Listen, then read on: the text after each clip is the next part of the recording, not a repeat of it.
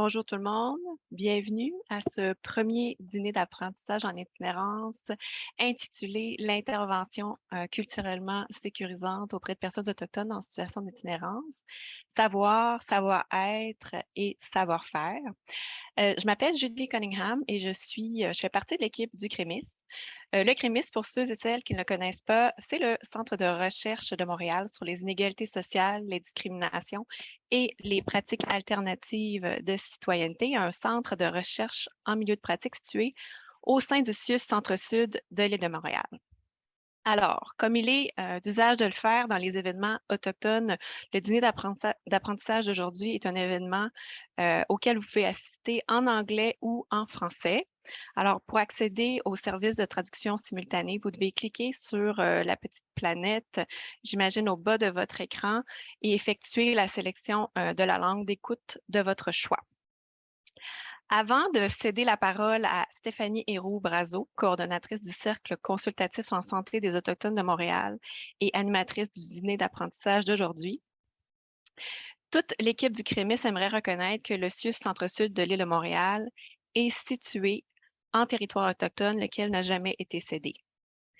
Nous reconnaissons la nation Ganyene-Gahaga comme gardienne des terres et des eaux sur lesquelles nous nous réunissons aujourd'hui. Tiohtià:ke, Montréal, est historiquement connu comme un lieu de rassemblement pour de nombreuses Premières Nations. Aujourd'hui, une population autochtone diversifiée ainsi que d'autres peuples y résident. Et c'est dans le respect des liens avec le passé, le présent et l'avenir que nous reconnaissons les relations continues entre les peuples autochtones et autres personnes de la communauté montréalaise. Alors, un mot avant de plonger dans les échanges du jour pour situer brièvement pourquoi le CREMIS a développé les dîners d'apprentissage en itinérance. Alors, en fait, les dîners d'apprentissage, c'est vraiment une manière d'animer, de faire vivre les contenus du Guide des bonnes pratiques en itinérance qui ont été rendus disponibles en totalité sur le site web du CREMIS en 2022. Puis ici, évidemment, les dîners d'apprentissage visent à soutenir le développement professionnel des intervenants du domaine.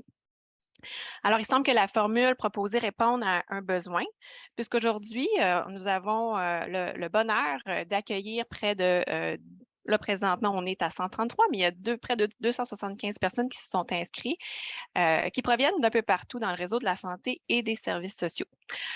Alors, sans plus tarder, je vais céder la parole à votre animatrice, Stéphanie Héroux-Brazeau. Kwekwe à tous, Ninjijin Cousin, Stéphanie Héroux-Brazeau, Anishinaabekwe du Lac-Simon. Je m'appelle Stéphanie Héroux, je suis femme algonquine du Lac-Simon. J'ai grandi sur le territoire de Tiohtià:ke depuis l'âge de 3 ans. Je suis travailleuse communautaire, artiste, maman et membre de la communauté urbaine de Montréal. Je vais être votre animatrice pour notre session d'aujourd'hui. Le thème aujourd'hui, c'est l'intervention culturellement sécurisante auprès des Premières Nations, des Métis et des Inuits. Pour nous en parler, nous allons accueillir Nmesoma Nweze, étudiante en doctorat en psychologie à McGill, Wayne Robison, chef d'intervention de proximité au Centre d'amitié autochtone de Montréal, et Monica Weber, travailleuse sociale à l'équipe itinérance au CSS-MTL, ainsi que Guillaume Lévesque, coordonnateur d'intervention de proximité au Centre d'amitié autochtone de Trois-Rivières. Vicky l'enseigne à la coordination des services d'amitié autochtone de la TUC. Donc, voici nos panélistes pour aujourd'hui. Quelques petits rappels. Nous avons 3 objectifs pour ce webinaire d'apprentissage. Le premier étant de comprendre les causes historiques et contemporaines de l'itinérance en contexte autochtone. Le deuxième est de reconnaître les principes d'une approche culturellement sécurisante pour les personnes autochtones. Et le troisième, reconnaître des sources d'informations pertinentes pour approfondir ses connaissances et ses compétences pour intervenir auprès des personnes autochtones. Donc, le webinaire d'aujourd'hui va se diviser en 4 grands blocs. On va avoir une courte présentation d'environ 10 minutes des panélistes. Ensuite, un autre 15 minutes, ça va être un aperçu des ressources pour intervenir avec les membres des Premières Nations, Métis et Inuits. Ensuite, on va avoir une table ronde des questions pour nos panélistes. Et ensuite, on va avoir une période de questions, ainsi que la clôture de notre session d'aujourd'hui. Donc, sans plus tarder, je passerai la parole à Nwesoma Nweze, qui va nous faire une présentation. Donc, la parole est à toi.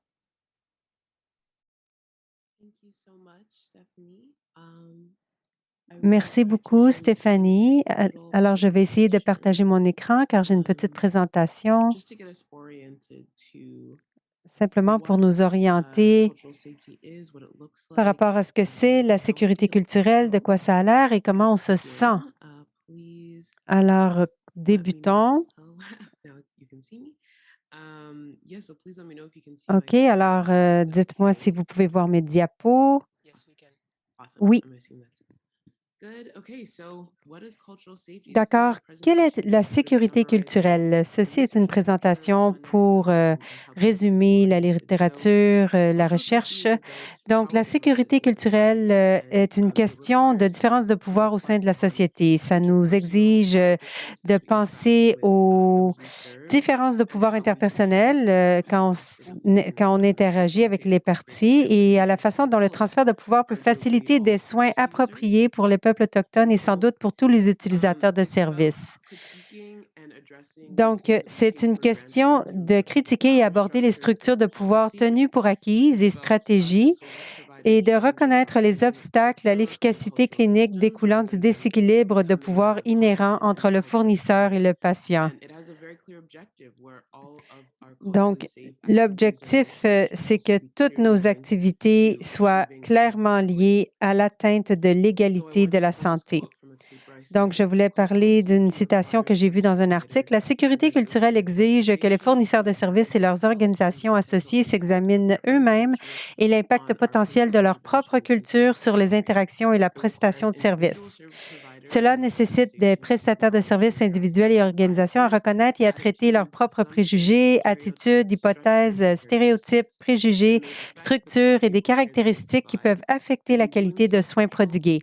Ce faisant, la sécurité culturelle englobe une conscience critique où les prestataires et les organisations s'engagent dans une autoréflexion et une conscience de soi continue et se tiennent responsables de fournir des soins adaptés à la culture, tels que définis par les utilisateurs de services et leur communauté, et mesurés par les progrès vers l'atteinte de l'équité en santé. La sécurité culturelle exige que les prestataires de services et leurs organisations associées influencent les soins de santé, travail social, éducation pour réduire les préjugés et parvenir à l'équité au sein de la main-d'œuvre. Donc, j'aimerais aussi dire maintenant qu'on a dit c'était quoi la sécurité culturelle, on va vous dire c'est quoi et qu'est-ce que ce n'est pas.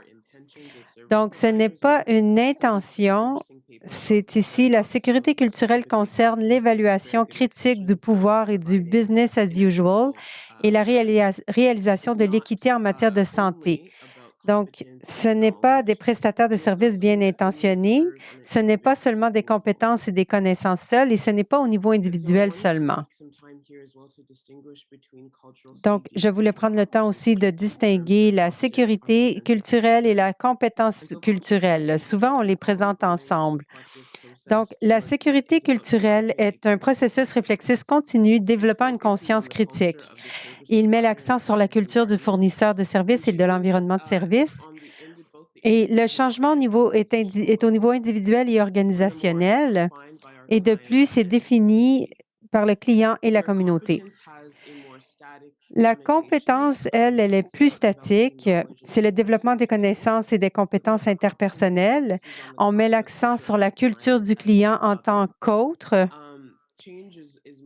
Et le changement est plutôt au niveau individuel et la compétence culturelle est définie par le fournisseur ou l'organisation et aussi les outils de formation qui sont fournis et pas autant la communauté et les clients.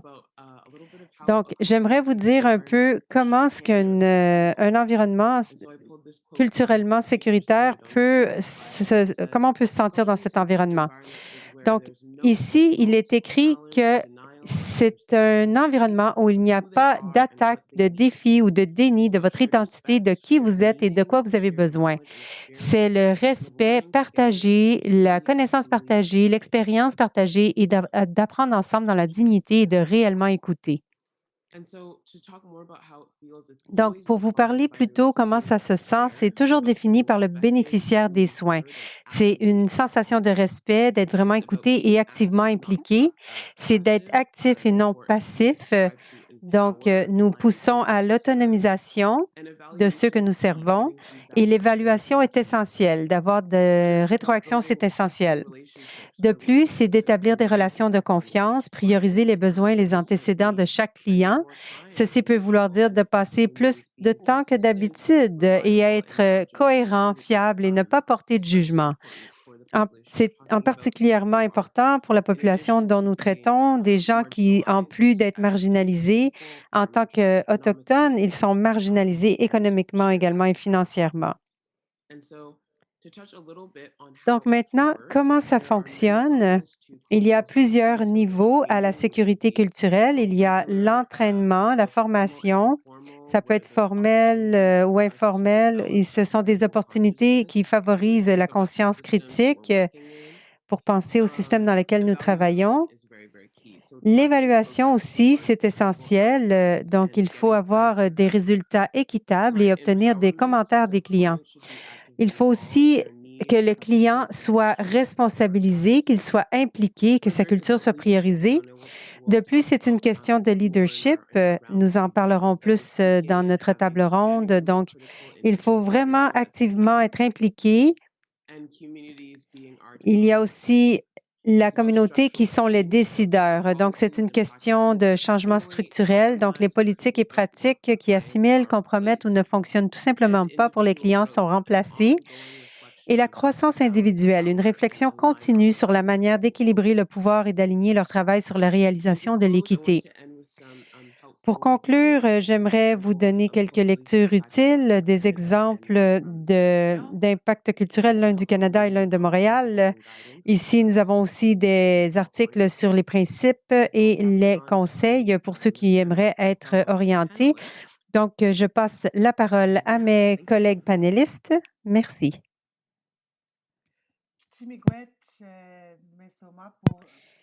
Miigwech, for these precious pieces of knowledge. It was really interesting.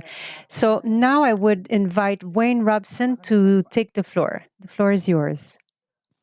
Bonjour tout le monde, mon nom est Wayne Robinson. Je suis le leader de l'équipe pour l'équipe de mobilisation Guapé au Centre d'amitié à Montréal. Un peu plus sur moi, je suis Anishinaabe de la nation Ojibwe. Ma communauté est Gigigon Anishinaabe. J'ai travaillé dans les services sociaux pour 20 ans. Et ici, à Montréal, l'une des communautés urbaines autochtones de Montréal dans les dernières 10 années. Aujourd'hui, je voulais parler de quelque chose dont on ne parle pas souvent, c'est la compréhension et la nécessité d'avoir des employés qui représentent les communautés dont nous desservons. Donc, on est très chanceux ici au Centre d'amitié d'avoir 85 de nos employés qui s'identifient comme étant autochtones. Nous voulions vraiment explorer qu'est-ce que c'était de superviser des employés autochtones. Donc, comprendre le fardeau que nous demandons à nos employés autochtones envers la communauté qu'ils servent. Nous voulons les soutenir. Et l'une des choses que nous avons faites ici avec notre équipe de mobilisation, c'est qu'on a développé nos meilleures pratiques pour la mobilisation des Autochtones. Donc, nous regardons la façon dont nous travaillons pour s'assurer que la sécurité culturelle autochtone soit impliquée dans tout ce que nous faisons. Et un autre point dont j'aimerais parler, quand ça vient à des choses comme la réduction des méfaits, alors comment est-ce qu'on peut modifier les choses? On essaye vraiment d'identifier qu'est-ce que ce serait la réduction des méfaits pour les Autochtones. Mais nos discussions sont de va-et-vient à une table ronde. Donc, je suis très heureux d'être ici dans ce panel incroyable. Alors, merci de m'avoir invité.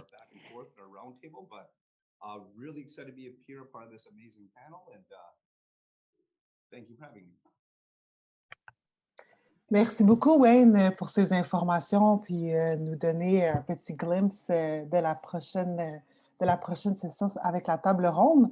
Donc, j'inviterai maintenant Monica Weber à prendre la parole et nous présenter son contenu.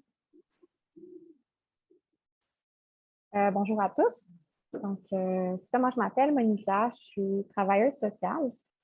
Je travaille pour l'équipe itinérance au CLSC des Faubourgs au centre-ville de Montréal. L'équipe itinérance, notre mandat premier, dans le fond, c'est de pouvoir favoriser l'accès au réseau de la santé pour les personnes en situation d'itinérance. Comment on déploie ce mandat-là? On a deux manières principales de rejoindre les gens, soit par de l'accueil sans rendez-vous au CLSC en semaine par des travailleurs sociaux ou des infirmières, et par du travail de milieu dans les organismes communautaires qui sont situés sur notre territoire.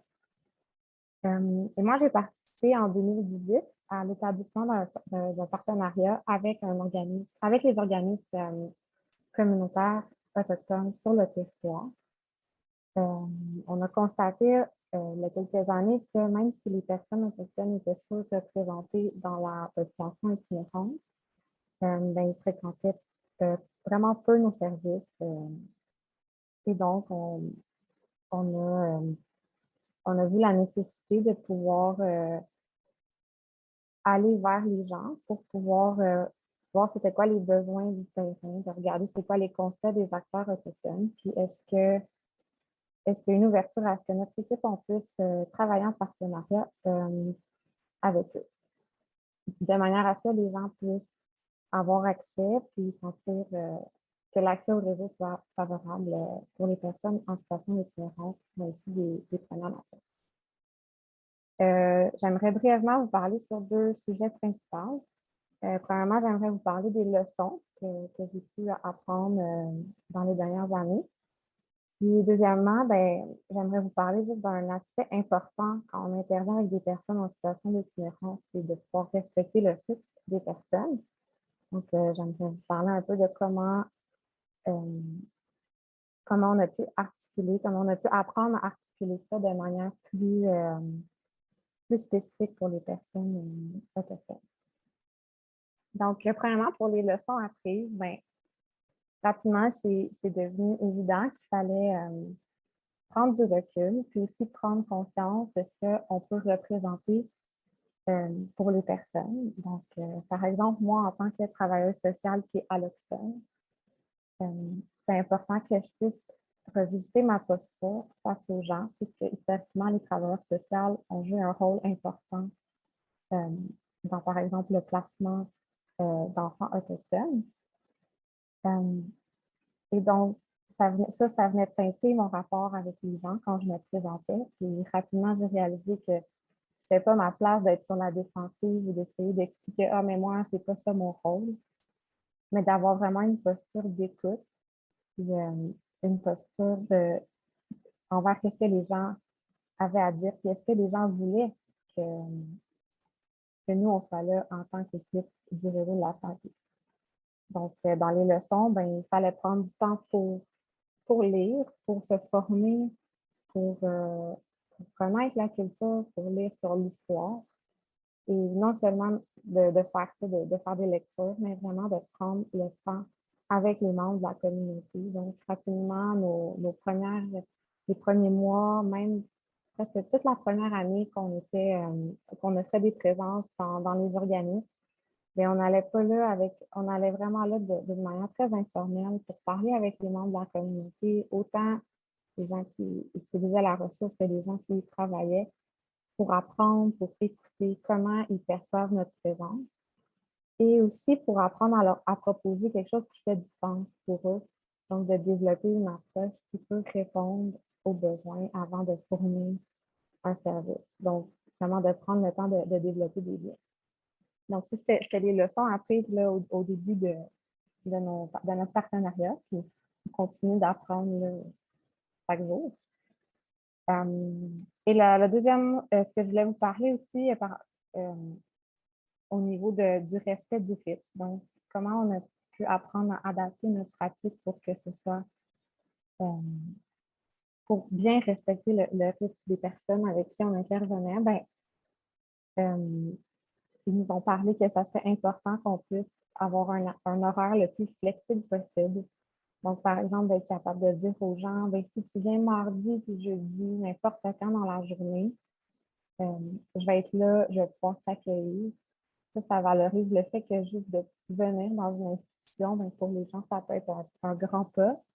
Et à ce moment-là, ben, d'avoir des moments dans notre horaire où on est certain qu'on va pouvoir bien les accueillir et qu'on va pouvoir reconnaître que le fait de venir, ben, c'est un grand pas et de pouvoir le faire quand la personne est prête à venir.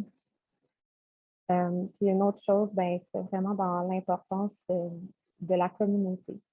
Donc, en itinérance, on est plus habitué d'intervenir avec des individus qui sont souvent très isolés. Mais en commençant à fréquenter, à aller dans les organismes autochtones, mais les gens sont là avec leur communauté, ils ont leurs amis, ils ont les membres de leur famille qui sont là. C'est important de ne pas juste chercher à bâtir un lien avec les individus, mais de chercher à bâtir un pont vraiment avec la communauté, puis de pouvoir accueillir quand la personne souhaite être accompagnée par son ami, par son frère, par son conjoint, sa conjointe. C'est important de pouvoir honorer ça. Puis, des fois, on peut voir quelqu'un, on pense, ah, cette personne-là a des besoins, mais ce n'est pas à nous de dicter c'est quoi les besoins. Puis, des fois, ben, cette personne-là va nous dire, moi, je suis inquiète pour mon ami, je suis inquiète pour ma soeur. Et de pouvoir inclure les personnes dans les services qu'on offre, ben, c'est important de reconnaître l'importance de la communauté. J'aimerais conclure avec deux défis, dans le fond, peut-être deux pistes de réflexion. Mais premièrement, quand on parle de tourner vers la culture des autres, bien, on pense notamment à la langue et au besoin d'avoir des interprètes en langue autochtone disponibles dans nos banques d'interprètes. C'est quelque chose qui, jusqu'à présent, est vraiment un manque pour notre pratique dans nos institutions. Puis, ben, l'autre défi, c'est aussi de se rappeler que si nous, notre système de santé, notre compréhension de la santé est basée sur un système de médecine occidentale, mais ce n'est pas le cas pour les gens qu'on rencontre. Donc, des fois, on ne parle pas le même langage. Ce n'est pas parce qu'on n'a pas la même vision des choses que notre vision est meilleure que les autres. Donc, d'être à l'écoute des savoirs des gens, de la médecine traditionnelle, des savoirs ancestrales, d'une vision plus holistique de la santé. C'est important de garder ça en tête. Donc, ça a conclu ce que moi j'avais à partager pour aujourd'hui sur mon expérience très terrain là, au CLSC. Merci. Merci beaucoup, Monica. J'ai beaucoup apprécié ta présentation. Je vais prochainement laisser Guillaume Lévesque, qui va être notre prochain panéliste, à prendre la parole. Donc, c'est à toi.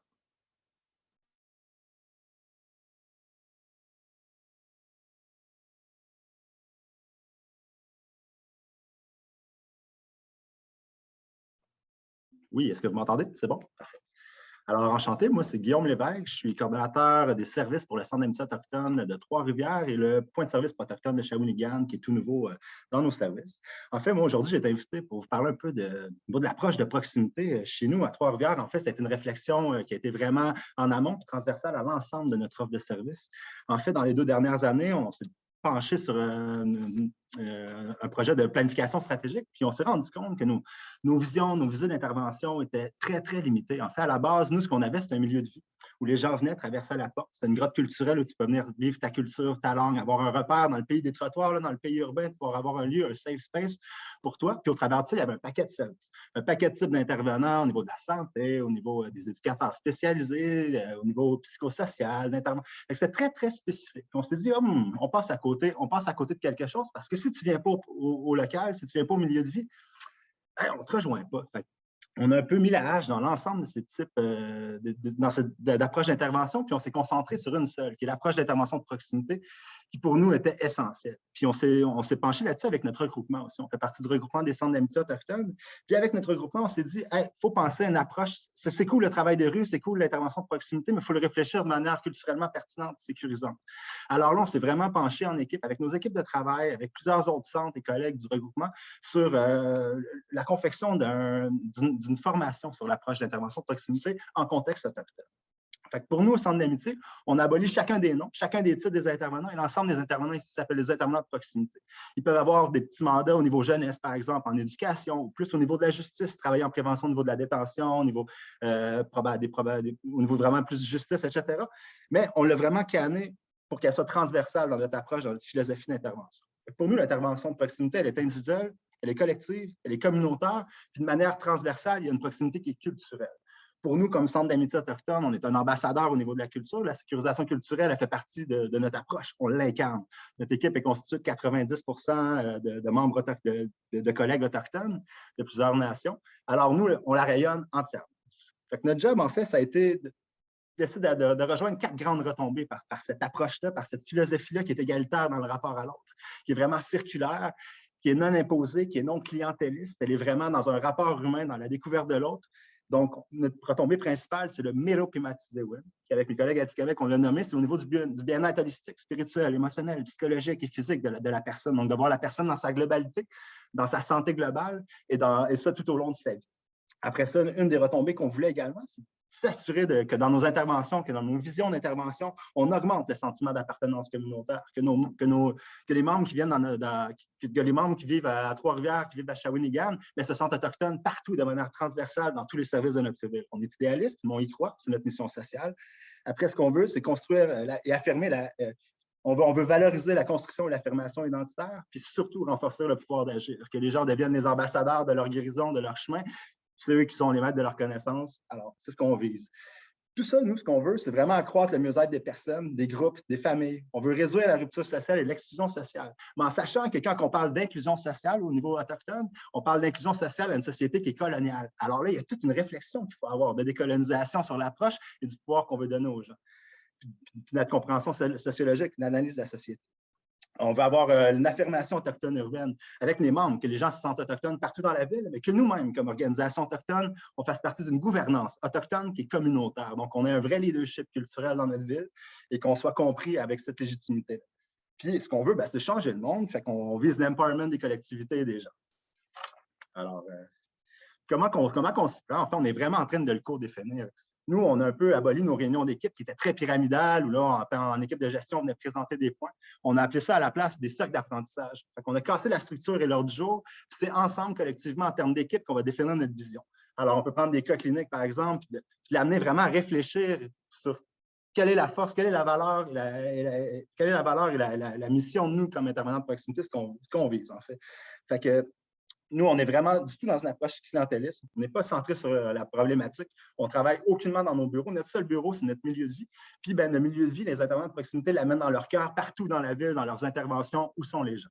Fait qu'on part en voyage. On part en voyage pour explorer la forêt des trottoirs, explorer, voir où sont les gens, dépister un peu où ils se tiennent, dans quel organisme communautaire, est-ce qu'ils se sentent bien dans ces organismes communautaires-là, est-ce que leurs services sont répondus au niveau de l'itinérance cachée, de la rupture sociale, du travail du sexe, en justice. On essaie vraiment d'être partout. Alors, on a donné des mandats qui sont un petit peu plus spécifiques à nos intervenants de proximité pour être sûr de couvrir l'ensemble de notre territoire. Puis nous, ce qu'on vise, c'est de casser nos attentes. Notre plan d'intervention, là, il est en dedans de nous, on le vise. Je vous en ai parlé de nos 4 retombées, on voit un peu, mais le plan d'intervention, il n'y en a pas, en fait. Il se fait dans la relation à l'autre. Fait qu'on a vraiment une mission de se décoloniser nous-mêmes comme professionnels, non culturellement, mais professionnels, puis comme professionnels allochtones aussi, je suis allochtone, donc de se décoloniser également au niveau de ce qu'on représente au niveau de l'histoire, puis dans notre vision, dans notre rapport à l'autre. Alors, c'est vraiment de s'assurer qu'on ait les rapports les plus égalitaires possibles.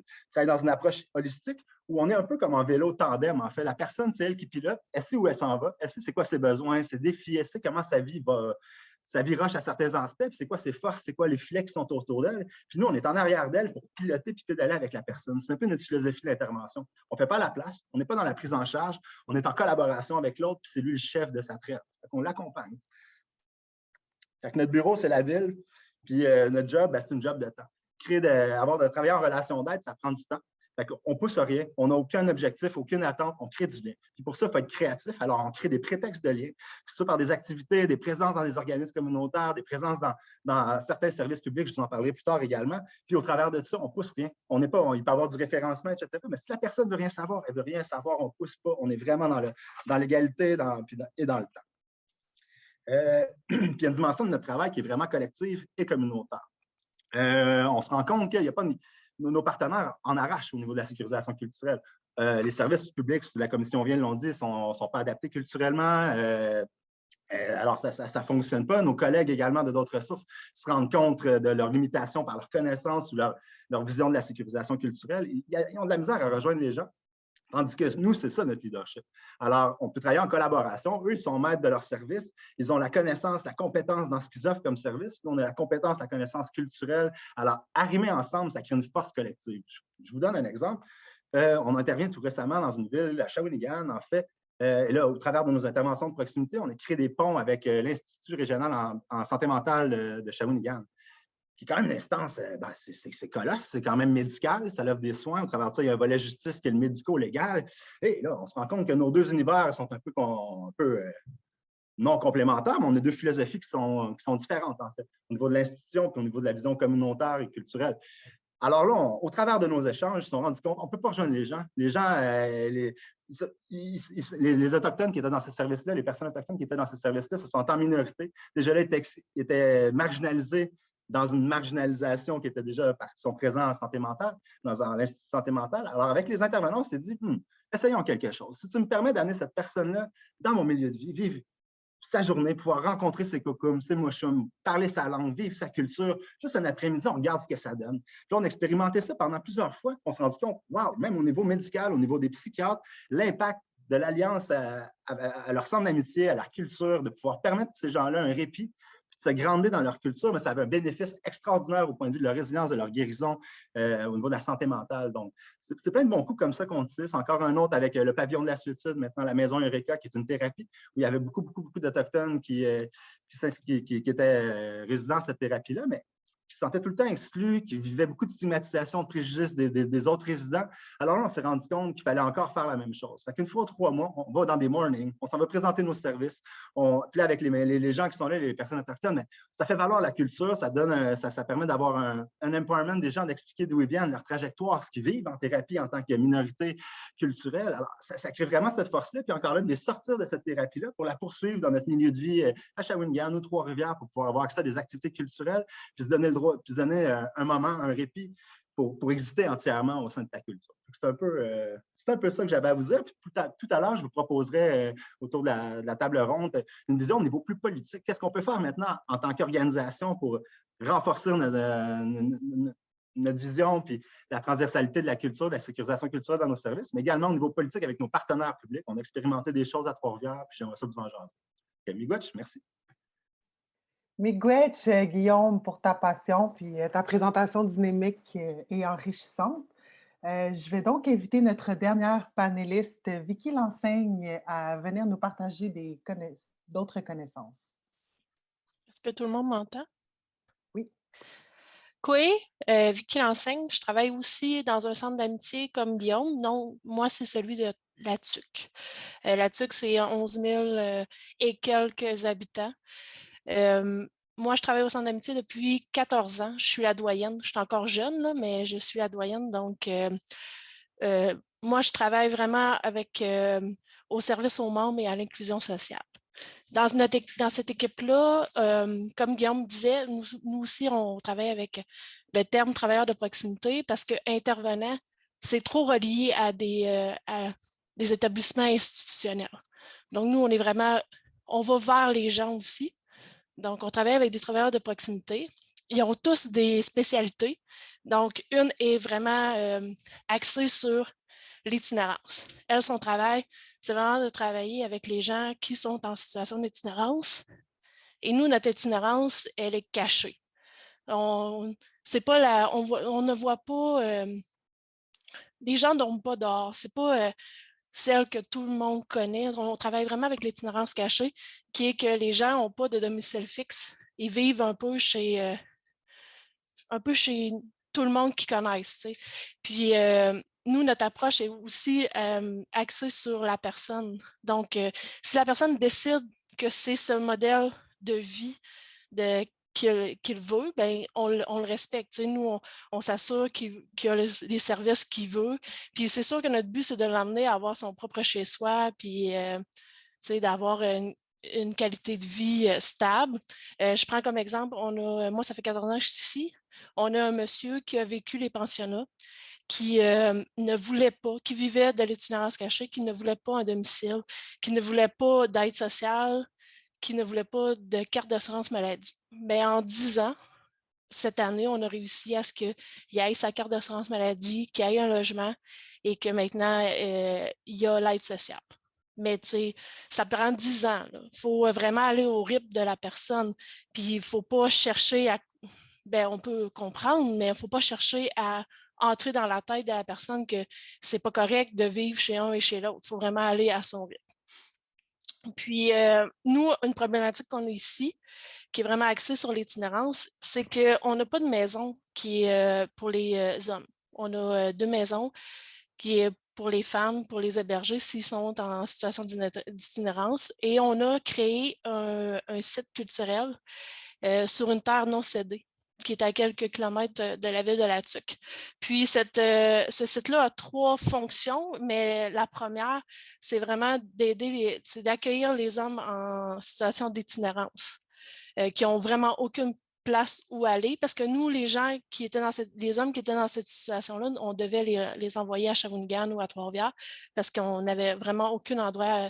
On pouvait leur payer une chambre d'hôtel un soir ou 2, mais nos budgets ne nous permettaient pas de loger à long terme comme ça. Donc, on a créé cet endroit-là. Puis cet endroit-là est vraiment axé sur la culture. Tout est axé sur la culture au Centre d'amitié, mais ce côté-là, on est en train de développer vraiment un système d'intervention axé sur la roue de la médecine, axé sur les saisons, axé sur les animaux totems. Fait, vraiment, tout est en lien avec la culture. Les hommes là-bas vivent dans des tentes, ils construisent des Tikinagan, ils construisent vraiment, toutes les interventions sont axées sur une pratique culturelle. Donc, c'est la grande nouveauté au centre, mais si on parle de culturellement pertinent et sécurisant, ça va au-delà avoir des traducteurs, ça va au-delà d'avoir un endroit culturellement pertinent avec, nous on aime ça dire avec des capteurs de rêve ou des trucs comme ça. C'est vraiment c'est de reconnaître leur méthode de guérison traditionnelle. C'est comme nous aussi, on a une clinique avec un prêt de service du CIUS, mais aussi avec une infirmière qui est vraiment à nous et qui est à Tikamek, qui parle la langue. Mais c'est de reconnaître aussi que les gens, ben, ils peuvent se soigner avec des plantes médicinales ou c'est vraiment d'impliquer les saisons, vraiment d'impliquer la famille, les cercles de famille. Quand il y a une problématique, c'est d'aller chercher chaque membre de la famille et de les impliquer parce que c'est beaucoup familial leur façon d'interagir. Donc, c'est ça. Merci Vicky, j'ai beaucoup apprécié ta présentation. Kichimigwich à tous nos panélistes qui ont présenté aujourd'hui. On va vous garder. Je vais passer la parole à ma collègue Julie et ensuite on va aller avoir une discussion sous forme de table ronde. Donc Julie, c'est à toi.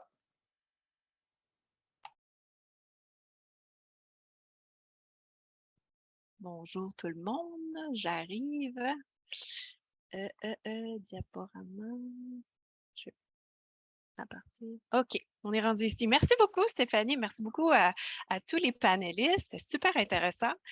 De mon côté, bien, tu sais, je reviens avec le guide des bonnes pratiques en itinérance. D'abord, en commençant par dire que le guide, il contient énormément d'informations pour soutenir la pratique des intervenants auprès des Premières Nations et des Inuits. Mais aujourd'hui, je vais me concentrer sur les ressources du guide qui ciblent vraiment spécifiquement l'intervention auprès des Premières Nations et des Inuits. Donc, en commençant par la capsule vidéo qu'on va visionner à l'instant. Puis ensuite, je vais vous présenter brièvement, je vais faire un petit survol de 2 synthèses, deux fiches d'information qui ont la forme d'une synthèse tout de suite après. Donc, je laisserai Aniel, si tu es là puis tu m'entends, démarrer la capsule vidéo.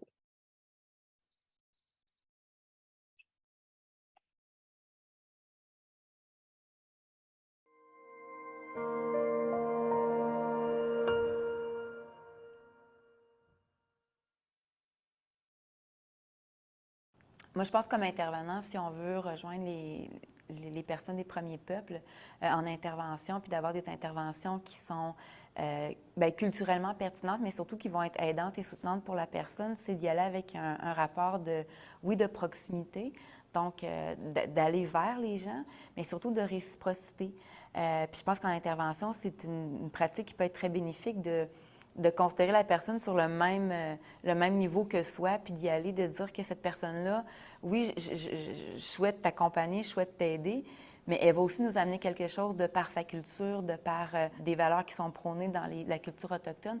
Puis quand on y va en réciprocité, c'est là que le lien de confiance se crée, puis que souvent, bien, on peut aller, nous-mêmes en tant qu'intervenants, aller chercher beaucoup avec les premiers peuples. La notion de famille et de territoire est très importante chez les Autochtones. Donc, d'abord, de s'intéresser à d'où elle vient, quel est son territoire traditionnel, qui est sa famille. La personne va retrouver ses repères en lien avec son identité. Je suis Anishinaabe, je suis Innu de Pessamit, je suis Cri de Wapmagoostui. Et ma famille, c'est la famille X qui est une famille de chasseurs. Et là, on vient de rentrer possiblement dans une relation qui permet l'ouverture. Il y a très peu de gens qu'on reçoit dans notre refuge qui n'ont pas vécu la violence ou l'abus sexuel.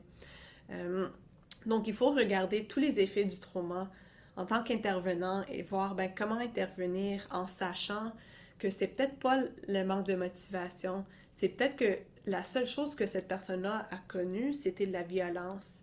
Et donc, quels sont les mécanismes de défense que la personne utilise maintenant pour survivre quasiment? Pour survivre, c'est ça. Alors, souvent, les gens vont éviter de l'aide. Les gens qui ont vécu de l'abandon, la plupart ont été aussi dans des foyers d'accueil. Tout cet abandon-là, ils font pas beaucoup confiance aux intervenants, aux gens des CLSC, aux psychiatres, parce que souvent, c'est ces personnes-là qui ont fait en sorte qu'ils étaient déchirés de leur famille. Donc, c'est aussi un manque de confiance dans le système, parce que c'est ce même système-là qui dit « je suis ici pour te soutenir », c'était le même système qui a fait en sorte que les Autochtones ont été arrachés de leur famille. Le travail avec les Autochtones, ce qui est important de tenir compte, c'est vraiment de travailler plus dans l'informel. Prendre un papier, un cahier, puis prendre des notes pendant que quelqu'un est en face de vous en train de parler, ça marche moins. Mais ce qui fonctionne, c'est vraiment de jaser avec la personne, de faire des jokes avec la personne, d'aller prendre un café. Parce que traditionnellement, les personnes autochtones, ils racontent des histoires. Ça aide si vous pouvez avoir une conversation plus fun, plus intéressant, parler de votre famille ou de votre sport que tu aimes. Tous les Inuits aiment le hockey, ils aiment les Montreal Canadiens, donc tu peux demander qui a gagné hier soir, par exemple. La vie est pleine de choses, il ne faut pas aller juste à la business toujours. C'est un problème systémique, c'est un problème de pauvreté, de paternalisme de la part de l'État, discrimination raciste rendue en ville, parce que souvent, c'est pas juste des choses individuelles qui vont l'affecter, c'est le fait que beaucoup de sa communauté sont dans la vie de rue aussi. Et ça peut avoir un très grand impact. Si vous essayez de travailler avec quelqu'un qui essaie de rester sobre, c'est pas une question de motivation, c'est une question de toute ma communauté, puis ma sentiment d'appartenance sont aussi dans la rue. Fait qu'il faut vraiment tenir compte de ça quand on intervient. Des fois, la barrière de la langue, ça peut être un gros facteur. Des fois, on a des gens qui vont nous dire « je suis allée au médecin, mais j'ai pas compris ce qu'il me disait ». mais la personne avait trop honte de dire « ben j'ai pas compris ». Je dirais vraiment d'être très patient avec les gens. Si on voit que la personne n'a peut-être pas bien compris, de prendre le temps sans que la personne se sente mal, mais juste toujours dans le respect de la personne. Les Inuits ont vécu des expériences horribles au passé, mais même la génération des parents d'aujourd'hui ont vécu des expériences horribles. Donc, il y a toujours cette pensée dans la tête de la personne. Je ne sais pas si je peux mettre ma confiance à la personne devant moi. Dans les pensionnats et toutes les pratiques paternalistes du gouvernement qui ont imposé sur les Autochtones, tout ça, ça a été enlevé. C'était juste une approche d'enlever l'identité de la personne. Alors, sécurisation culturelle, c'est tout simplement de laisser un espace sécur pour que la personne peut être autochtone. Je pense qu'il faut que l'intervenant enlève sa cape d'intervenant et devienne aussi le citoyen qui s'intéresse à l'autre. Il existe partout au Québec des opportunités d'aller dans des powwows, d'aller visiter une communauté, de s'inscrire à des ateliers de sensibilisation à la culture autochtone. Donc, il y a cette réalité-là aussi sociale que nous sommes tous et toutes des citoyens. Et que, comme citoyen, bien, on doit s'enrichir et s'enrichir mutuellement à mieux se connaître et apprendre à connaître l'autre.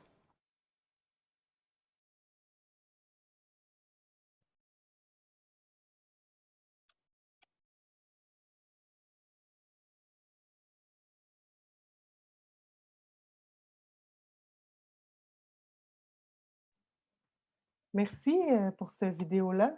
C'était très intéressant. Est-ce que tu avais quelque chose à ajouter, Julie? Oui, je reviens. OK. Merci. OK. Alors, normalement, ça devrait fonctionner.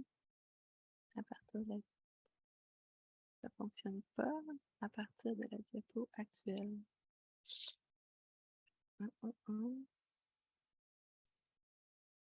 Je vais recommencer du début. Dans ce cas, désolée pour ce petit... elle ne lance pas ma diapo, mon diaporama. Est-ce que vous avez, équipe technique, des conseils pour moi? Est-ce que je peux essayer affichage de lecture? Vous m'aviez proposé tout à l'heure. Non, il n'y a rien qui répond. Julie, on le voit bien. En fait, c'est voyez? visible. OK, Tu veux c'est rester bon. comme ça. On va faire ça comme ça un petit peu plus version maison. Donc, alors, on a choisi de vous présenter la capsule vidéo parce qu'on juge qu'elle est vraiment représentative des contenus qu'on retrouve dans le guide des bonnes pratiques, autant sur le plan justement des contenus, mais aussi sur le plan du ton qui est employé pour parler de l'intervention. On voit, mais c'est pas super. On dirait que ma souris ne répond plus. OK. Alors, je vais revenir aux fiches synthèse dont je parlais il y a un instant, que vous pouvez consulter, fiches synthèse sur le site web du CREMIS qui s'intitule « Complément personnes des Premières Nations et Inuits ». Alors, c'est une fiche qui s'adresse aux intervenants qui en sont plutôt à leur début dans le processus de formation à l'égard des peuples autochtones. C'est une fiche qui est relativement courte. Elle fait une dizaine de pages. Puis, on y retrouve des réponses à des questions telles que est-ce que les Autochtones représentent un groupe homogène, par exemple? Ou encore, quelle est la responsabilité du réseau de la santé et des services sociaux à l'égard des Premières Nations et des Inuits? Ou encore, qu'est-ce qui caractérise leur trajectoire vers l'itinérance? Quels sont les obstacles à l'utilisation des services qu'ils rencontrent? Donc, des réponses à des questions qui permettent de mieux connaître les spécificités des réalités des Premières Nations et des Premières Inuits, des Inuits, au Québec en situation d'itinérance.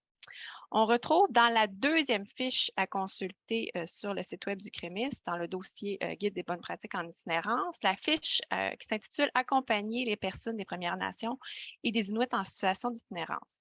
Cette fiche-là, quant à elle, elle cible les leviers d'action dont la pertinence est reconnue tant dans la littérature scientifique que par les spécialistes autochtones de l'intervention en situation d'itinérance. Cette fiche-là, elle est un peu plus étoffée, plus longue, elle fait une quarantaine de pages. Puis on y retrouve beaucoup de choses, incluant des principes à respecter pour offrir un environnement relationnel culturellement sécuritaire, des définitions pour mieux comprendre les différences entre les approches, des astuces, des conseils pour communiquer d'une manière qui est plus appropriée. On retrouve aussi des pratiques répertoriées pour prendre un pas de recul sur sa propre pratique, des références pour en savoir plus, puis aussi les coordonnées d'organisations autochtones qui peuvent être consultées pour demander conseil. Évidemment, l'ensemble de ces outils-là n'ont pas pour prétention de répondre à toutes les questions que les intervenants peuvent se poser, mais elles fournissent des pistes de réflexion qui peuvent être vraiment utiles à tout intervenant qui est engagé dans une démarche pour offrir des soins et des services culturellement sécuritaires. Comme je l'ai dit il y a un instant, il y a beaucoup de contenu qui est disséminé dans les différentes sections du guide qui peuvent être utiles pour réfléchir sur l'intervention culturellement sécurisante en dehors de ce que je viens de vous présenter. D'ailleurs, c'est vraiment important de souligner que l'ensemble du guide a été revu par plusieurs représentants d'organisations autochtones afin de s'assurer qu'on puisse intégrer dans le tronc commun du guide des informations au sujet de l'itinérance autochtone, puis ainsi éviter de cantonner le sujet à quelques fiches thématiques. Donc, on vous invite à vous familiariser avec toutes ces fiches, les capsules du guide des bonnes pratiques, mais aussi avec les différents outils pour repérer et prévenir l'instabilité résidentielle. Alors, devant vous, vous avez une infographie avec mon nom devant, j'imagine que vous voyez ça. Une infographie qui peut vous aider à vous retrouver au travers des différentes ressources que l'on peut trouver sur le site web du CREMIS dans le dossier Guide des bonnes pratiques en itinérance. Donc, c'est tout pour moi. Je repasserai tout de suite la parole à Stéphanie pour l'animation de la table ronde avec nos panélistes. Oui, merci Julie. J'espère vraiment que ça va être un outil qui va être diffusé. Je trouve que c'est vraiment intéressant. Donc, comme Julie l'a dit, on est maintenant rendu à la période de la table ronde. Donc, j'espère que nos panélistes sont là. Je vais inviter les panélistes à échanger, faire la conversation sur des sujets que je vais poser. Donc, si c'est possible d'allumer vos caméras. Allô? Au cours des dernières années, que ce soit dans le cadre des travaux de la commission Vient ou dans la foulée de tragédies suite à ce qui s'était passé avec Joyce et Chacoan, les Autochtones ont signalé, ont identifié à plusieurs reprises que d'accéder à des services de santé dans le système, c'était non sécuritaire pour eux qui ne se sentaient pas en confiance. Donc, selon votre expérience de travail, c'est quoi les actions concrètes qu'un intervenant ou une équipe peuvent-ils faire quotidiennement pour que les liens entre les membres de la communauté autochtone et le système se rétablissent?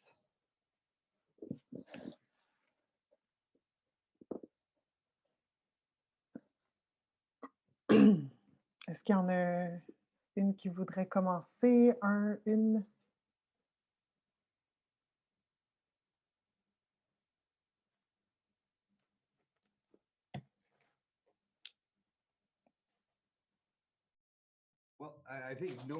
Eh bien, je pense que personne ne va se lancer.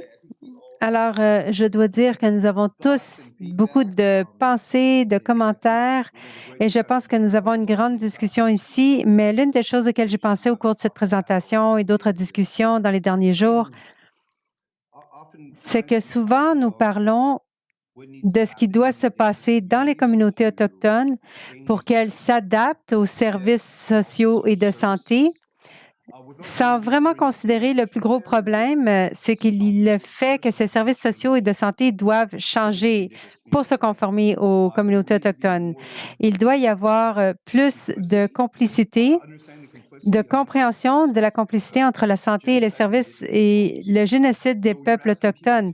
Donc, lorsque vous demandez aux gens d'aller à un service qui était un complice dans les préjudices qui ont été perpétrés sur les peuples autochtones, donc, nous y allons souvent avec l'état d'esprit comme on est censé faire le bien, aider ces personnes, mais sans se rappeler que ces corps, ces entités n'ont pas toujours fait le bien.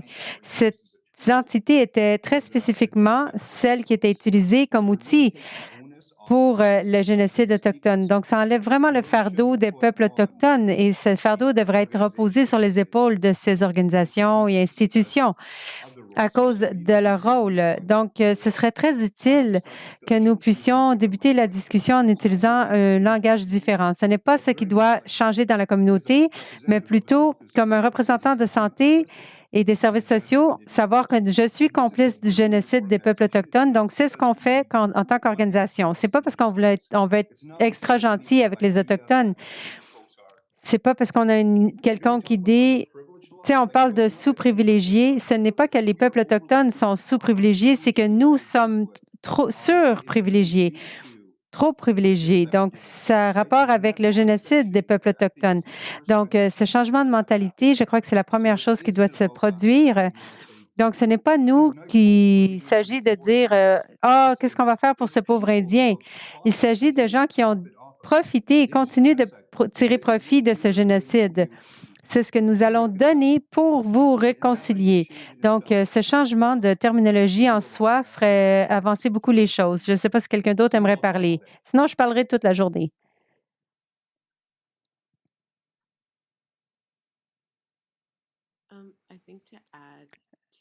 Pour ajouter à ce que Wayne a dit en termes de ce changement de mentalité, c'est très important. Il faut vraiment se demander activement quelles sont les façons, en tant que prestataire de services, est-ce qu'on peut contribuer à la souveraineté autochtone? Parce qu'ultimement, je pense, pour moi, c'est l'une des plus grandes racines de ce que ça signifie vraiment la réconciliation. C'est une des bases, une fondation. Donc, comment est-ce qu'on peut contribuer à ce que les Autochtones puissent prendre leurs droits, leur place dans leur propre communauté? Donc, pour moi, et je réalise qu'au début, je ne me suis pas, j'ai pas dit où j'étais. Je suis dans le site clinique et une partie du voyage que je traverse en ce moment dans ma formation, je pense constamment à quel sera mon chemin pour contribuer à ce que quelqu'un prenne mon rôle, prenne la relève. Alors, je donne des services et tout le reste. Je n'essaie pas d'être celle, comme Wayne l'a dit, qui profite de l'absence de souveraineté qui est là. Alors, comment puis-je prendre le pouvoir que j'ai, quel qu'il soit, la formation, le privilège de l'éducation que j'ai, et le rendre plus accessible et de meilleure qualité pour augmenter cette présence. Donc, par conséquent, quelqu'un peut prendre mon travail. N'importe quel enfant comme moi qui a un rêve de parler aux gens, de les aider à résoudre leurs problèmes de santé mentale, qu'il puisse prendre mon travail et le faire pour moi. Et cela fait partie de OK, quel est mon plan pour construire la souveraineté autochtone, même si c'est une petite façon au coin de la terre que je peux faire ça? J'aime beaucoup ce que tu dis. C'est de remettre la responsabilité aussi individuellement, mais aussi de faire de la défense de droits, des besoins des personnes autochtones, puis d'assurer cette continuation-là, parce que quand les travailleurs en ce moment, qui sont par exemple autour de la table, vont partir, mais il va y avoir une nouvelle génération de travailleurs qui vont entrer.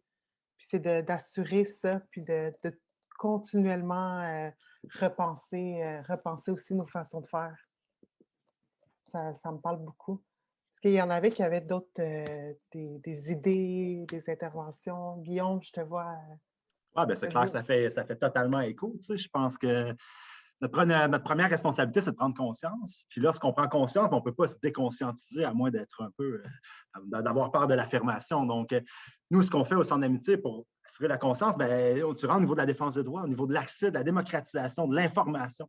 On parle de racisme systémique, oui, dans les services publics, mais avec un propriétaire, par exemple, avec les commerçants, les gens sur notre rue, les voisins de quartier qui ont des commerces, c'est global. Fait une fois qu'on le reconnaît, le racisme systémique, bien, c'est de le caller out tout le temps. Fait que c'est une responsabilité qu'on a, puis de le faire de manière mobilisatrice. Fait que je pense que c'est dans notre manière, dans notre art de relation qu'il faut aller puiser, puis c'est collectivement, en fait, qu'on va pouvoir s'enrichir de ce discours-là, puis le défendre vraiment sans avoir peur. Puis on le fait, nous, avec nos partenaires publics, que ce soit au niveau de la justice, de la santé, avec le CIUS. On aborde des sujets qui sont croustillants, on remet la responsabilité, puis écoute, c'est leur responsabilité. C'est pas, fait que le malaise ne nous appartient pas d'une forme. Nous, on s'est affirmé dans une gouvernance communautaire autochtone. On ne fait pas de propositions à nos partenaires. On suit les recommandations, puis on les impose un peu d'une manière, parce que c'est comme ça qu'on va le contrer. Fait qu'il ne faut juste pas être gêné, puis voilà, là, je me perds un peu. Je vais me mettre à mute. C'est correct, Guillaume. J'aime beaucoup ta passion. On le sent, ton énergie. Vicky, Monica, c'est quoi vos réflexions par rapport à vous, votre rôle? C'est quoi vos responsabilités pour justement... Vas-y.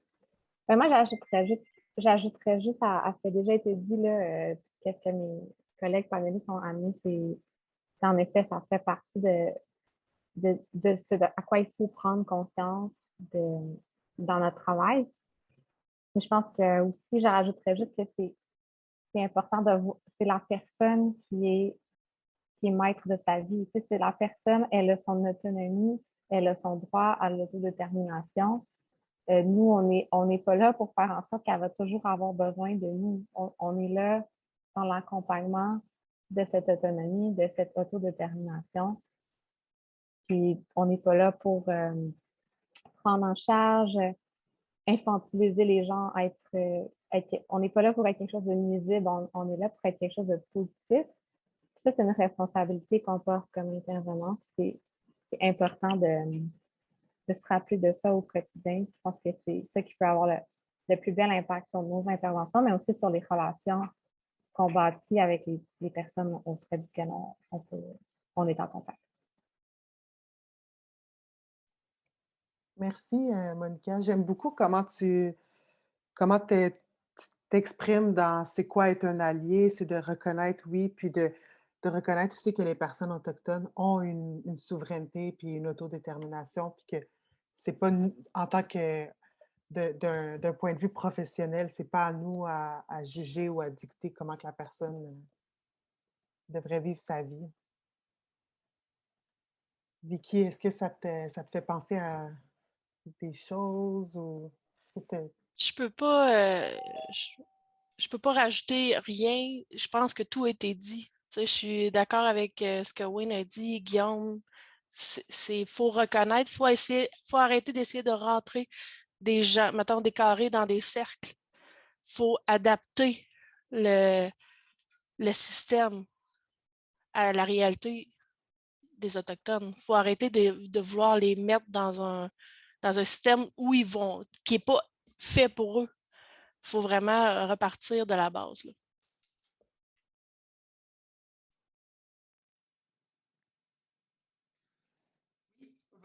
Go ahead, Wayne. Peut-être pour parler de ce que Becky disait et répéter mon point. Les systèmes n'ont pas été construits pour les peuples autochtones. Ils ont été construits pour les exploiter. Donc là, je vais un pas plus loin. Donc, il faut être très conscient de cela. C'est l'intention. Ils l'ont fait avec intention. Donc, quand on parle de qu'est-ce que le programme d'assimilisation a fait sur les Autochtones, premièrement, ce qu'ils ont fait, c'est qu'ils leur ont enlevé leur habilité de s'autogouverner. Ils n'avaient pas à avoir de relations de nation à nation. Ils ne pouvaient pas avoir ces voix. Donc, ils étaient tout le temps en état de nécessité, en particulier pour les alliés et les autres peuples autochtones. C'est important de faire de la place pour les gens autochtones. Et pour être leur allié, ils doivent venir faire partie de la solution, mais sachant qu'ils représentent une organisation qui fait partie du problème. Donc, c'est facile de dire que tu es un allié qui fait un bon travail. Ça, c'est super. Mais quand j'ai commencé à travailler dans les services sociaux, l'un de mes boss préférés, c'est souviens-toi quand tu travailles dans un emploi. Si tu as du succès dans ton travail n'existe pas parce que tu es heureux. Et je crois que c'est le triple pour les alliés. Si tu es un très bon allié, ton emploi n'existe pas. Tu as autonomisé beaucoup de monde. Tu as adressé le système raciste si bien que non seulement tu as la capacité, mais je dirais même, tu devrais être motivé de te mettre de côté, de vraiment dire, tu peux dire, tu as fait assez de travail, tu peux te retraiter parce que tu as vu les changements passer. Mais des fois, c'est la chose la plus dure à faire parce que je vois la passion de mes collègues et d'autres alliés et je les vois qu'ils ont de la difficulté à travailler avec d'autres personnes autochtones. Moi, je n'ai pas dépassé mes propres traumas. Moi, j'ai autant de traumatisme intergénérationnel que d'autres personnes et ça sort de façon différente. Des fois, je bois trop de café, des fois quand je donne une présentation. Mais ce que nous recherchons ici, c'est de comprendre qu'est-ce que ça prend pour représenter la communauté qu'on sert. On autonomise les peuples autochtones. Donc, je vois qu'ils vont bien, je ne devrais pas partir, mais des fois, c'est les étapes qui sont nécessaires. Il faut avoir confiance dans les peuples autochtones, qu'ils sont capables de surmonter leurs défis.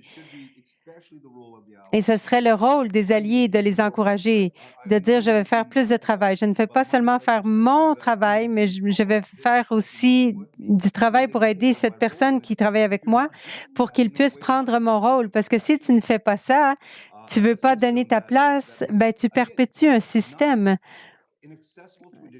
qui n'était pas inaccessible, mais c'était fait pour exterminer les peuples autochtones.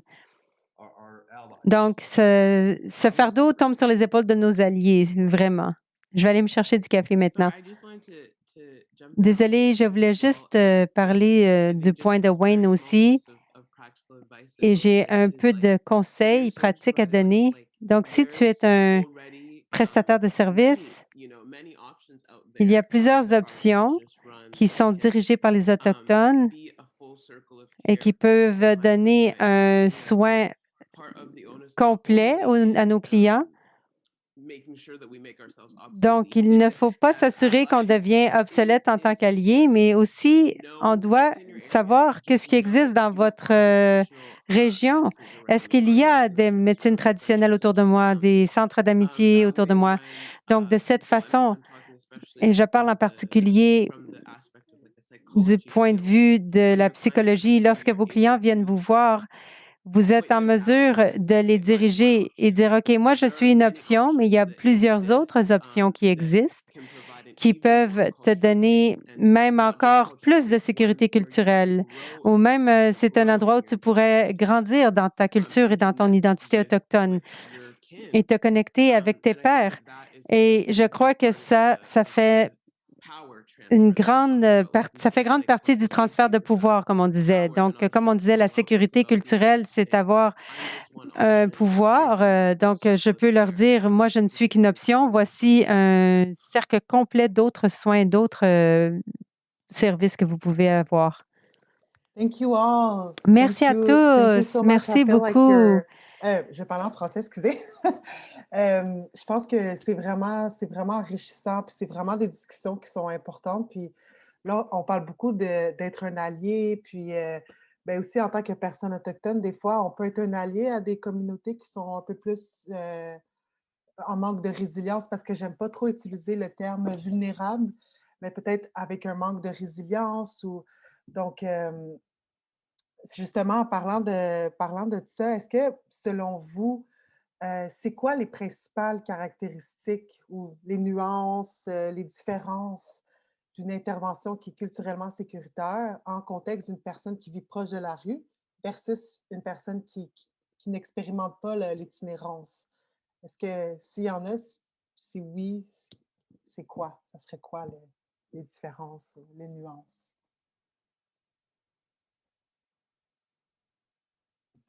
Juste pour bien comprendre, la nuance entre personnes autochtones en situation d'itinérance, c'est que je n'ai pas bien compris la question, en fait, je crois. Ben oui, c'est ça. C'est parce qu'une personne autochtone qui est itinérante a des besoins qui sont particuliers, qui viennent avec un contexte. versus une personne qui ne l'est pas. Tu sais, par exemple, moi, je suis une maman, j'ai un toit, j'ai un travail, j'ai accès à des ressources. Tu sais, donc, c'est sûr que l'intervention doit être différente d'une certaine manière.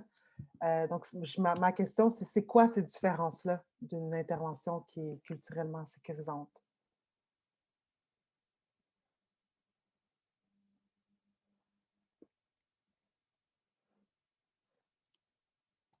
Vous pouvez prendre 30 secondes pour penser aussi.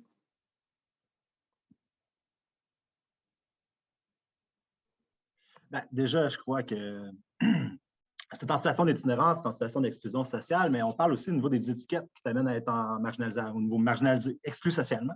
Et tu peux être, déjà dans la rue, c'est un facteur d'exclusion, tu consommes des drogues, tu es judiciarisé, là, on rajoute les étiquettes, mais là, tu es autochtone, tu es Anishinaabe, tu es Atikamekw ou tu es Inuk. Et là, tu as une couche d'exclusion qui est encore plus grande. Puis même dans la rue, même au sein même, j'ai du travailleur de rue, un bout à Montréal, ici à Trois-Rivières, et il y a l'exclusion même dans l'exclusion. Donc, dans notre accueil doit juste être inconditionnel. Fait que de ramener ce cercle-là, cette dimension d'équité totale, en fait, avec l'autre, de ne pas avoir d'attente, de prédéfinition de l'autre, de nous laisser dans ce job de temps, le lien se fait. Puis le lien, c'est pas à nous de le forcer, c'est à l'autre à nous ouvrir une porte qui, tranquillement, va tisser une vraie relation. Dans l'équité, la relation vient aussi de nous-mêmes, comment on s'offre à l'autre. On n'est pas le professionnel qui se protège dans notre tour, on est un humain blessé avec son ignorance, je suis un non-autochtone, donc effectivement, j'ai une charge coloniale totale. Je la représente dans mon lien à l'autre. Donc, je pense que l'intervention en situation d'itinérance se fait avant d'intervenir en itinérance. Ça se fait avec soi-même, dans nous-mêmes, dans cette décolonisation-là pour se rendre disponible à l'autre. Fait qu'il faut créer cette brèche-là en dedans. C'est une job quotidienne, c'est du yoga. Il faut prendre soin de ça tout le temps. C'est quotidien, plusieurs fois par jour. Je ne sais pas comment bien le nommer, mais ça part avant même d'intervenir. Ça part de notre conception, la sociologie de l'intervention, puis comment on la voit. Elle est systémique, notre job. Oui, elle est dans une relation individuelle, mais cette relation individuelle-là, dans mon lien de confiance à l'autre, va m'amener peut-être à l'amener à rencontrer un médecin, un avocat, un policier. Il va falloir que, puis ma confiance, il faut que je l'amène à lui présenter des personnes en qui moi-même j'ai vraiment confiance. Puis si je n'ai pas vraiment confiance, je vais l'aborder à l'autre. Fait qu'on est... on est dans cette zone-là, je crois. On n'est plus dans le saut. Tantôt que Edith Cloutier, dans son vidéo, a parlé de la cape de l'intervenant. Il faut s'en débarrasser. Il faut retourner à l'humanité, mais vraiment profondément. C'est ma vision.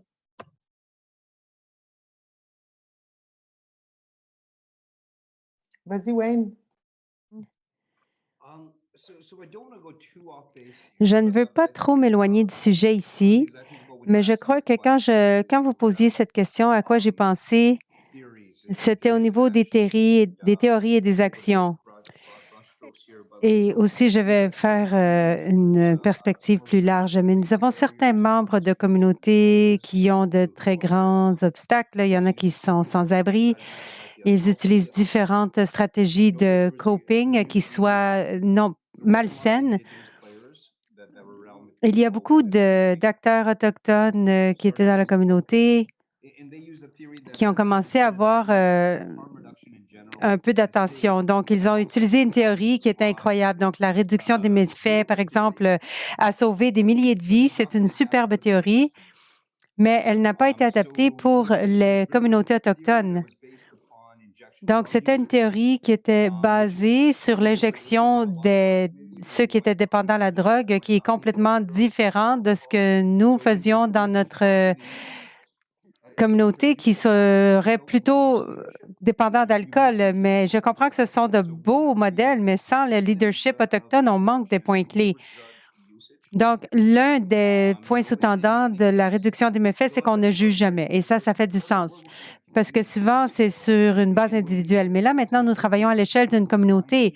Et lorsqu'on regarde la perspective autochtone, ce que nous cherchons, c'est adresser une souffrance systémique qui a été infligée au peuple autochtone. Une fois que tu comprends ça, tu comprends que l'atténuation des méfaits, c'est plus humain. Il faut savoir le mal qui a été fait et d'aider à guérir cette douleur. Ce n'est pas seulement créer des espaces sécuritaires, ce qui est requis, qui sauve des vies aussi, mais c'est comment nous, Comment est-ce que nous pouvons adresser des comportements qui sont nuisibles? Ce n'est pas parce que nos communautés sont nuisibles, c'est parce que nos communautés ont vu tant de douleurs et de souffrances qu'ils font rejouer encore et encore. Donc, lorsqu'on a une intervention, nous devons être un peu plus... On pourrait avoir plus... je ne me souviens pas du terme. Mais on peut dire, OK, voilà, ça, c'est nuisible. Mais si on a une communauté non autochtone, ils vont dire, ah, vous faites du mal à vous-même, on ne se sent pas bien là-dedans. Donc, avec des organisations autochtones et des travailleurs de proximité, ils vont dire, OK, voilà, c'est un événement nuisible, comment est-ce qu'on peut gérer cela? Donc, c'est une façon de gérer les choses avec intimité puis avec plus de poids. Donc, c'est comme ça qu'on fait intégrer le côté autochtone dans nos actions et c'est plus significatif. Alors, ça peut être pas vraiment bon de dire ce que tu fais, c'est pas correct. Ça, c'est d'adopter les principes de réduction des méfaits. Mais nous, ce qu'on va dire, c'est qu'on ne va pas juger le comportement, on ne va pas juger la situation. On va avoir des espaces sécuritaires pour ces personnes. En tant que membre de la communauté, je peux vous dire qu'il y a eu des choses nuisibles qui sont arrivées à cet individu à tous les jours et on peut être avoir un peu plus d'intention et dire, voilà, notre intention, c'est d'amener la guérison. Donc, si on voulait faire réduire ce comportement nuisible, on veut le faire avec notre communauté, avec nos expériences partagées et peut-être que ce soit mieux relié vers les services qui existent, même s'il n'en a jamais assez, même s'ils ne sont jamais assez adaptés. Mais ce genre de changement de mentalité d'une réduction des méfaits traditionnels à une approche plus autochtone est meilleur. Ça fonctionne seulement lorsque tu laisses de la place à des travailleurs autochtones de venir et pour être là et d'être présents. Donc, je vais arrêter ici. Merci, Wayne. Would you like to have someone else? Did someone else want to speak? Vicky, Monica? If not, I would move on to the next question. Yes? Sorry, I just want to jump in here. Oui, je voulais juste venir parler ici pour dire, particulièrement lorsqu'on parle de gens qui sont marginalisés à cause de leur autochtonité, aussi au niveau économique et en termes d'avoir accès au logement et toutes ces choses que nos logements nous fournissent, de la nourriture fraîche, de l'hygiène, de la sécurité, le sentiment d'appartenance. Je crois que 2 points sont très importants dans ce cas-là. Premièrement, d'interagir d'une façon qui met de l'emphase sur la dignité. Parce que ça peut être déshumanisant et indigne d'être dans cette position et d'être continuellement regardé de haut par certaines personnes. Et il faut respecter que c'est un endroit de vulnérabilité extrême. Mais quand ça a été dit dans la présentation de différents panélistes, pour eux, des fois, l'objectif, ce n'est pas « OK, je veux avoir un logement tout de suite ». Parce que tellement de leur vie sociale et de leur réseau d'amitié n'est pas impliqué dans ce genre de vie. Ils sont toujours dans la rue. Donc, pour honorer le style de vie et l'endroit dans lequel cette personne se retrouve, de l'observer avec dignité plutôt que de dire « OK, toi, tu es ici en bas. Tu t'arranges avec ça. » Mais non, on peut dire « Oui, tu as des difficultés très valides auxquelles tu fais face, mais il y a des façons très valides d'affirmer ta vie et je suis là pour t'accompagner là-dedans. » Et un autre point, c'est simplement, au minimum, d'être quelqu'un qui est capable de dire aux gens quels sont leurs droits et leur laisser savoir à quoi ils ont accès. Parce qu'encore une fois, lorsque vous êtes marginalisé, souvent vos droits ne sont pas respectés. Mais pas seulement dans la littérature et un peu à travers la recherche que mon équipe a fait avec les peuples autochtones qui vivent le sans-abri. Il y a un manque de connaissances au niveau avec les peuples autochtones et inuits parce que souvent, ils viennent de très loin. Et les droits de base qu'ils ont de ne pas être harcelés par certaines personnes et de s'assurer que vous soyez là comme un militant fiable dans certaines situations. S'ils ont besoin d'aide financière ou s'ils vont à la corporation Makovic, non seulement être capable de les éduquer ou de leur dire vous avez le droit d'être ici, vous avez le droit de faire ça, vous avez le droit de ne pas être exposé à cela ou X, Y, Z. Souvent, c'est immensément important, en particulier pour ceux qui viennent de très loin. Mais d'interagir avec dignité, c'est l'un des aspects les plus importants et ça peut être très rafraîchissant. Merci, Numesoma. C'est vraiment intéressant. Selon vous, ça serait quoi les éléments qui seraient vraiment importants pour les...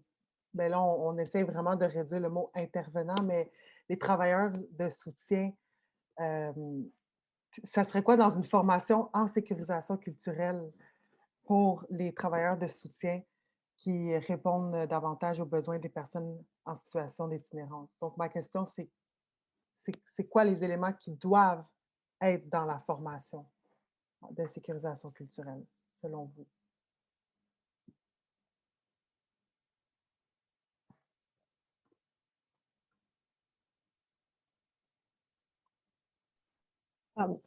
Je ferais juste un peu de plus sur ce qui a un peu été mentionné, mais je pense que dans une formation, c'est important d'avoir un moment où tu prends du recul, puis où tu réalises, puis Somal l'a mentionné dans sa présentation au début, mais où tu réalises c'est quoi tes biais, c'est quoi tes préjugés, c'est quoi que tu représentes. Il faut que tu aies cette réflexion-là sur toi-même, parce que ça va influencer après ça comment tu interagis, comment tu fais ton travail.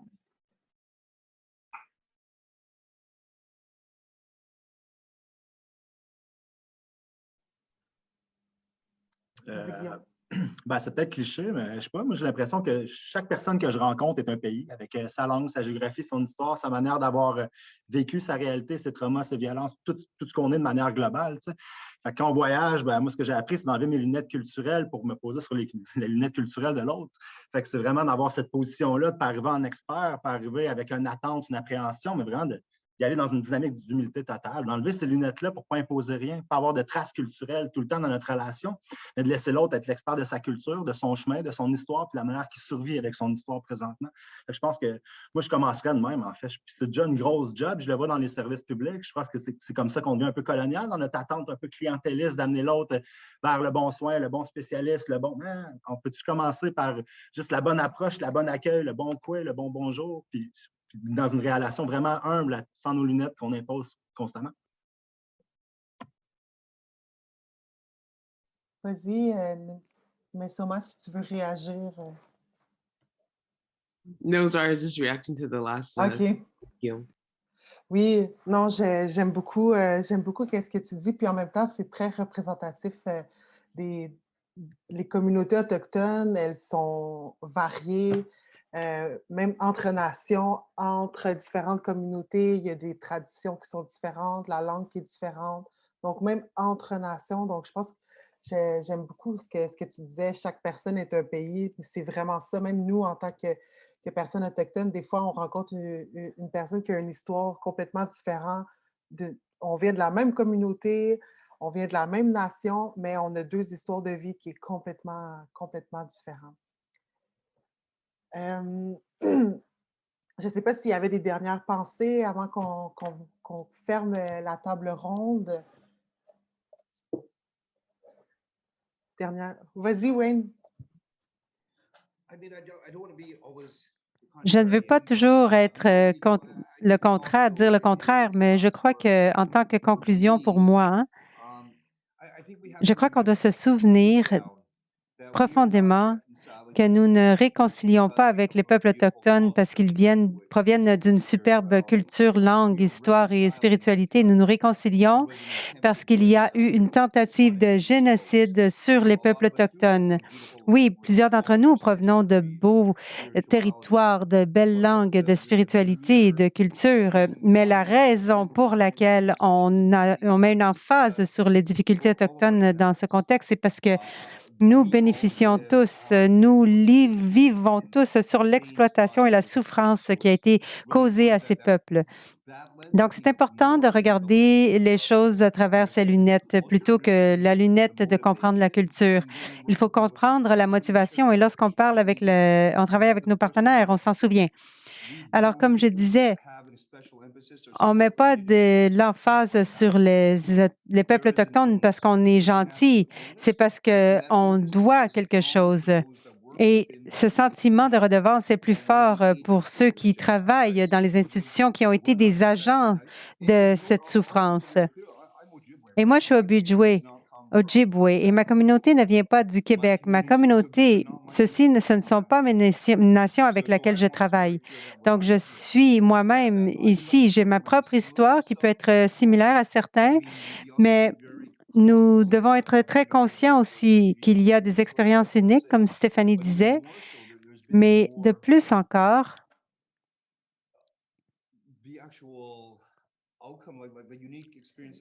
comme l'expérience unique des Inuits, on n'en parle pas beaucoup, mais les effets de la colonisation qui leur a été lancée dessus 10 fois plus que la plupart des communautés des Premières Nations.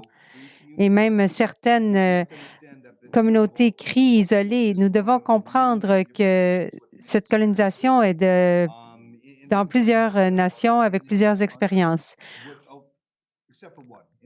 Donc, le seul point en commun, c'est l'effet de la colonisation et aussi des génocides. Et nous sommes tous des gens qui travaillent pour des agents de ce système qui a fait cette tentative de génocide. Alors, voilà, j'ai bien aimé être ici. Merci beaucoup, Wayne. Donc, on arrive à la fin de la table ronde. Pour Claude, j'aimerais ça vous demander une dernière question. Si vous avez des ressources, par exemple un documentaire, un film, un livre, un article que vous connaissez qui pourrait vraiment venir soutenir tout ce qu'on a parlé aujourd'hui, ou même si c'est juste pour partager davantage sur l'histoire ou les cultures autochtones, si vous pouvez l'écrire dans le chat, comme ça je vais pouvoir le lire à voix haute.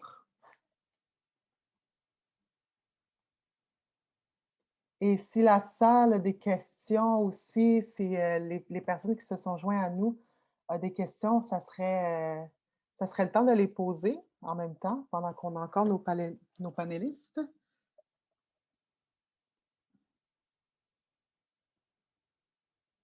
Ah, on a quelqu'un ici qui dit Kwasipan.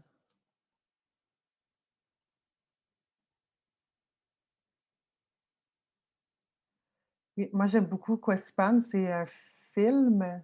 C'est un film qui se passe dans une communauté Innu. Est-ce que vous connaissez des livres, documentaires? En ce moment, il y a une série télévisée ça s'appelle Pour toi, Flora. Je ne sais pas si vous en avez entendu parler. C'est 6 épisodes, ça passe à Radio-Canada chaque mardi soir à 20h. Et puis, c'est une série qui est racontée par les Autochtones, pour les Autochtones.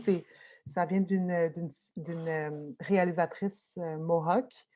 Et la série traite sur l'histoire des pensionnats. Puis c'est vraiment un point de vue autochtone. Donc, sortez vos mouchoirs si vous regardez ça. Le film Beans, oui, je pense que j'en ai entendu parler de Tracy Deer. Décoloniser l'histoire, les livres de Naomi Fontaine.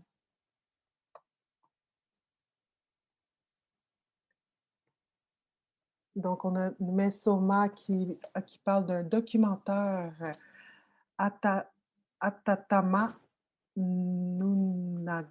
J'espère que je ne l'ai pas détruit. Est-ce que tu veux partager quelque chose sur ce documentaire? I mean, it's just a really great Inukjuk language documentary about it's called My Father's Land.